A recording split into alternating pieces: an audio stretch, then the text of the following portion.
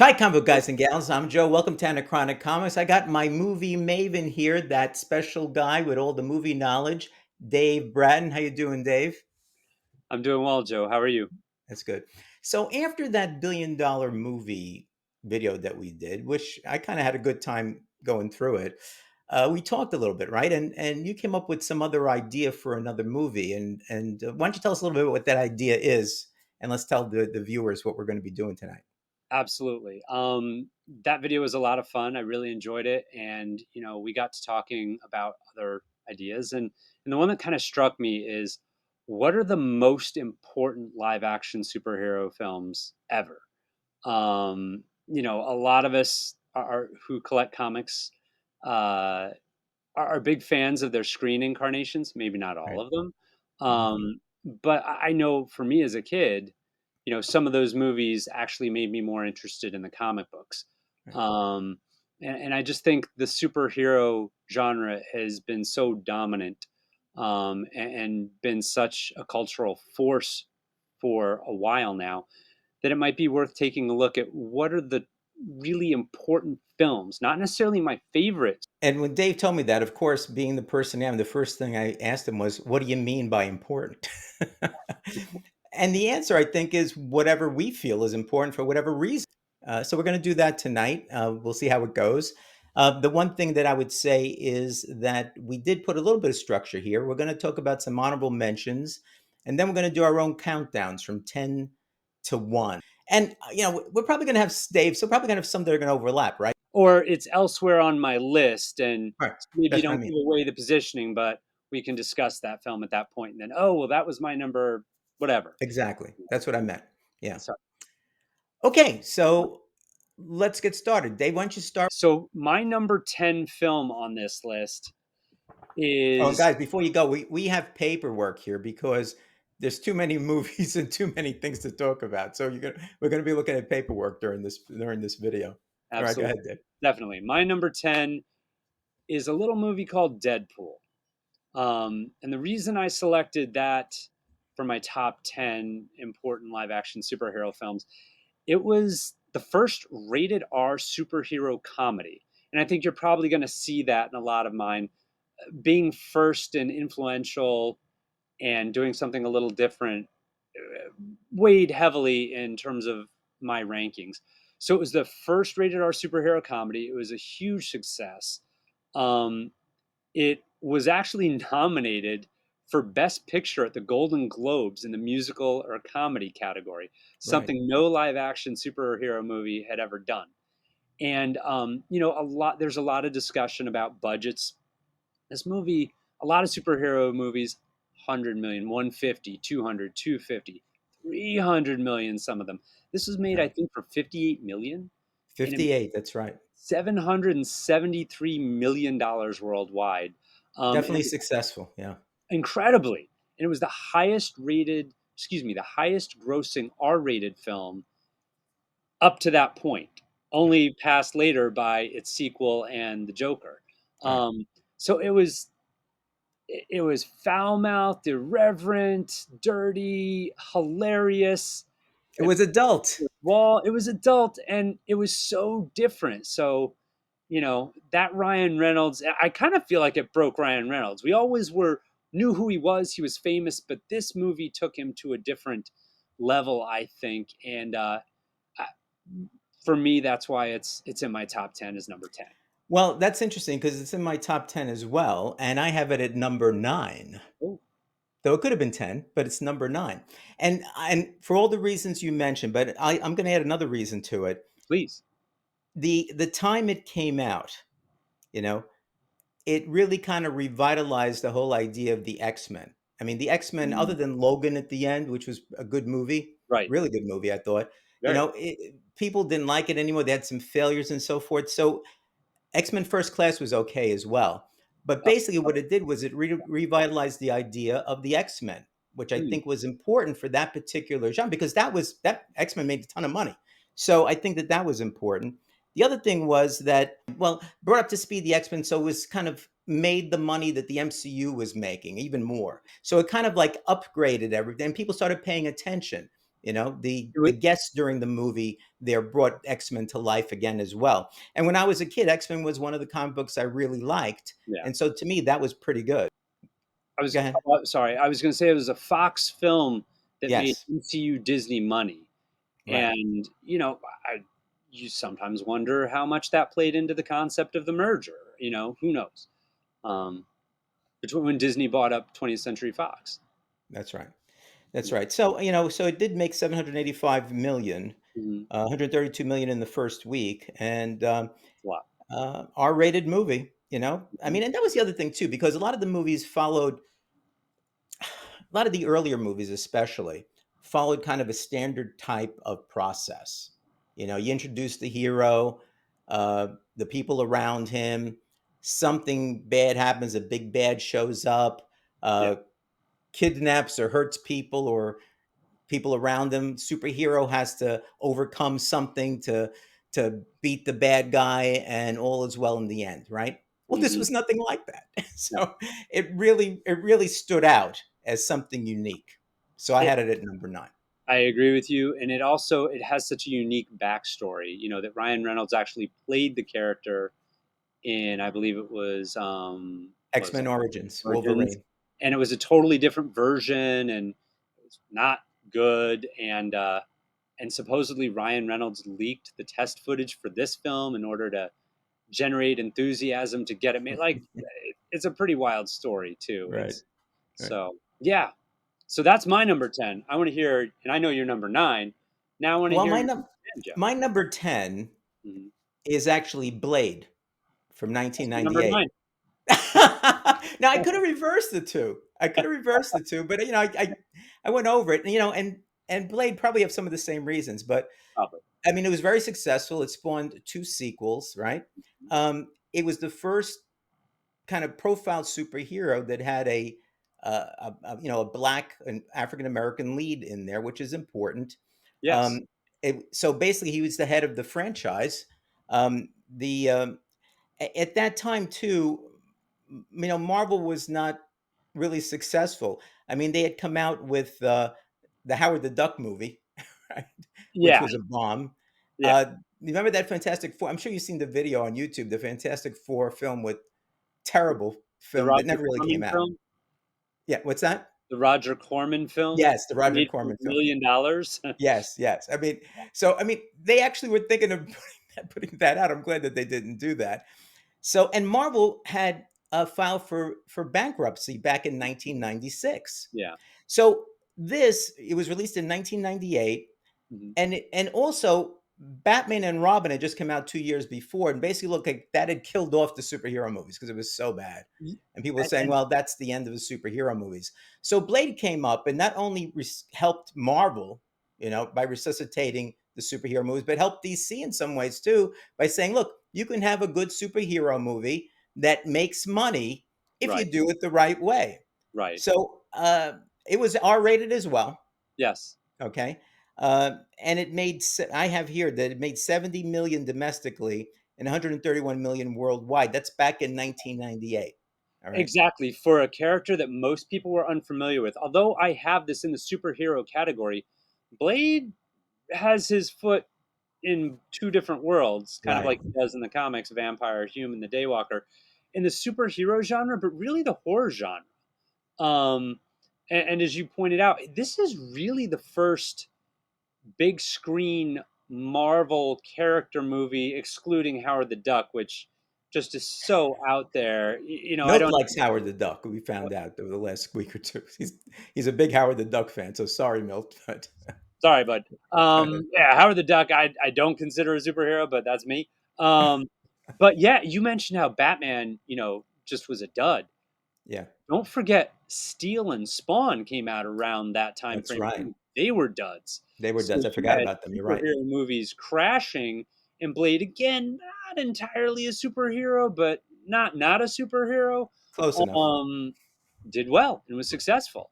Yeah. So So that was yeah, important to the genre. Yeah. It it was was. I important to agree, the genre. 100%, 100%. Yeah. It really, in my opinion, is the first true Marvel hero film Hmm. on the big screen. So, yeah, Okay, great. we're on the same wavelength. See that so far? So we've got our tens and nines. It'll change. It'll change. Well, of course, of Do you course. want to do 8 or should I? Your call, Joe. Okay, I'll do 8. We'll Okay, go back and forth with that. sounds good. So my number 8 is Wonder Woman from 2017. Okay. Um, I think it was such a great movie, but the key here to me was that you had a couple of you had Catwoman and Elektra, and the connotation Girl. was you really can't have a woman superhero movie. It's not going to work, right? And Wonder Woman came in. She guest starred in Batman v Superman: Dawn of Justice. And I don't know about you, Mhm. but when she came in, I was like, "Oh yeah!"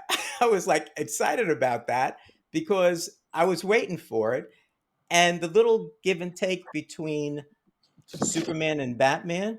Is she with you? I thought she was with you. I thought that was perfect. Like, I've killed things from other worlds before. She with you? I thought she was with you. perfect. Like, Yeah. who is this person, right? And so to me, that was so significant. So it was the first female superhero blockbuster, right? It made 821 million Yes. worldwide. Hmm? Yes. Yeah, right. Yeah. And so and really if you think about it, they always talk about the Trinity, right? But you Mhm. really didn't have any wonder. You had the TV show, Right. Linda right, Carter. which everybody liked, was good, Yep. was popular. Hmm. But it's very different than having a movie. And you had a lot of Superman and Batman movies, A lot. but no Wonder Woman movie. So now Exactly. with this Wonder Woman movie, you actually have, at least on the big screen, the trilogy. Trinity.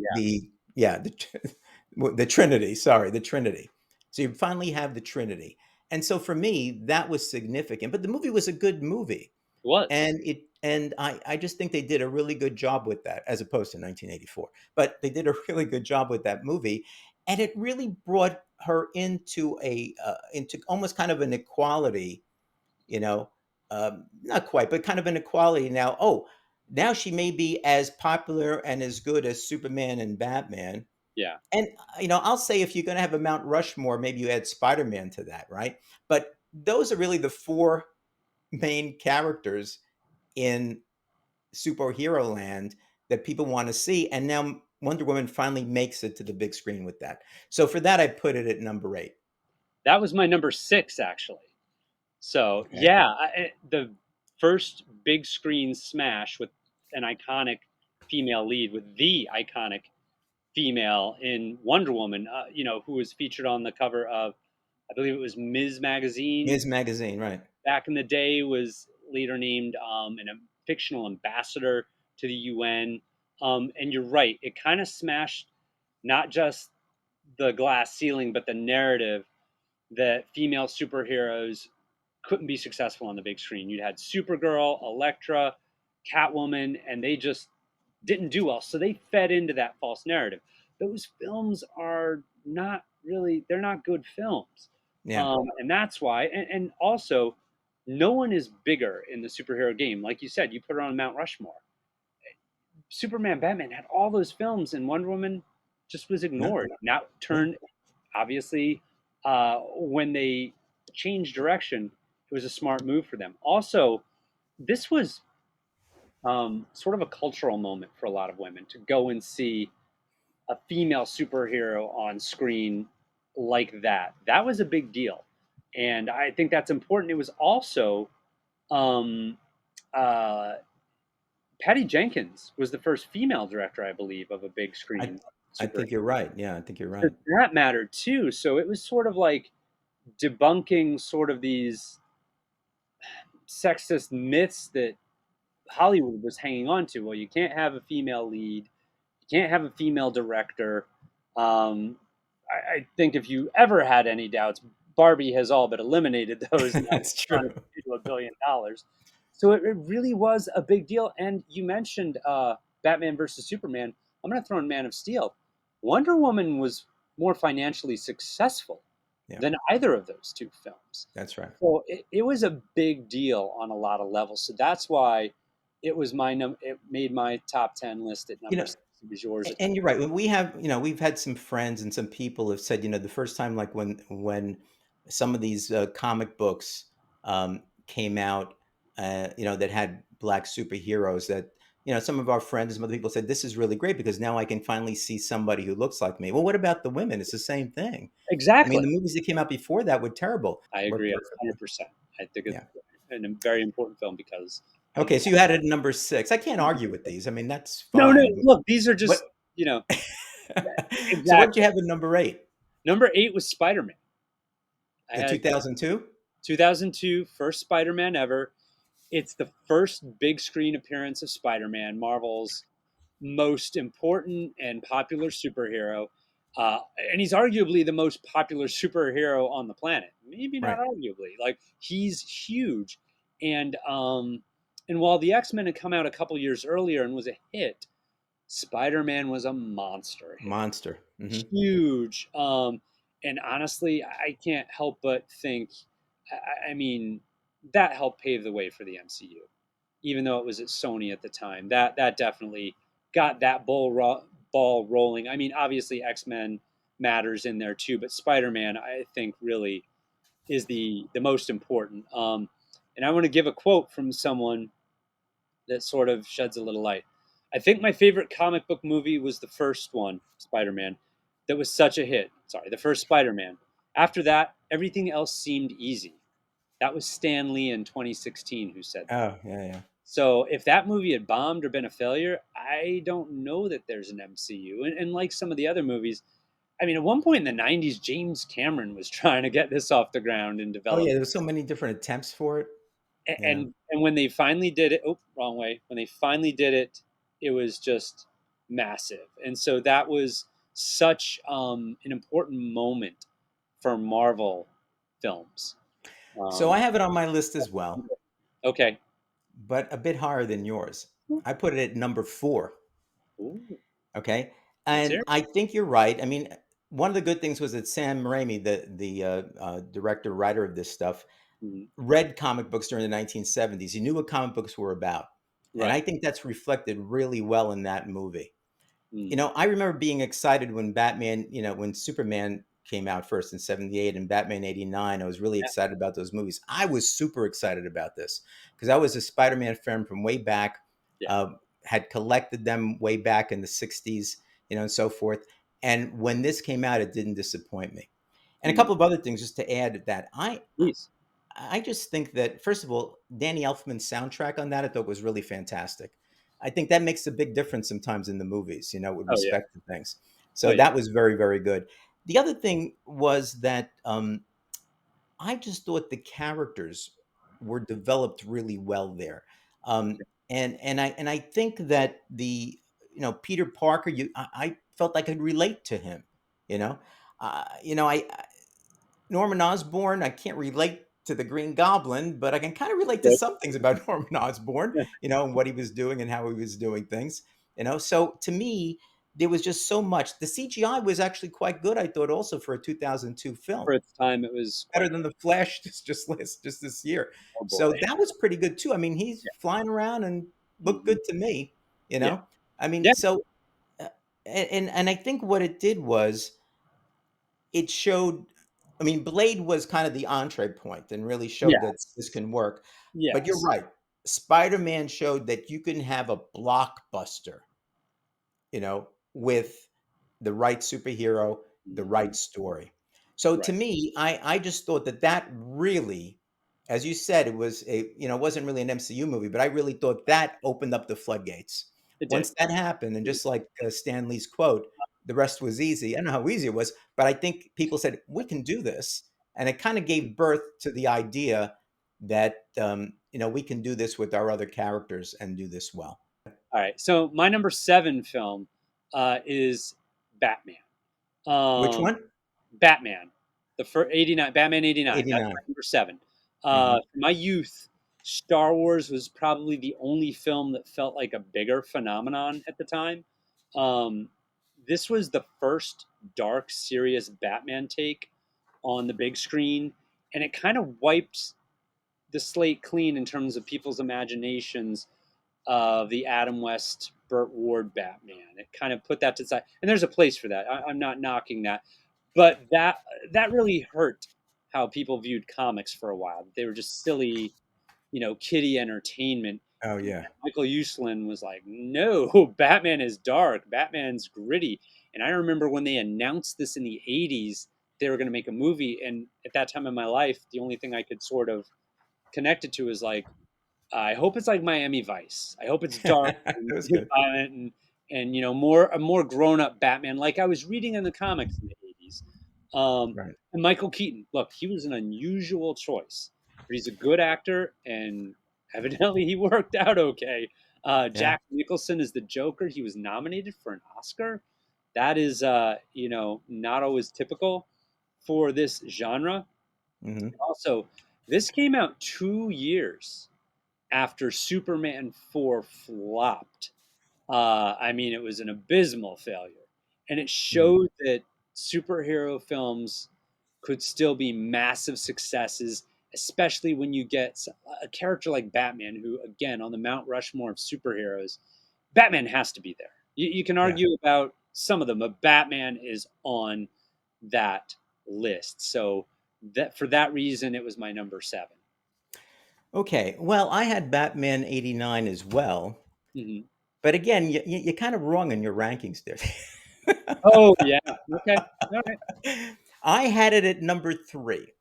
Okay. That. Now, Yeah. now the reason I think a lot of it was personal. I mean, I still remember meeting, and my wife has only gone to see two superhero movies with me. Hmm.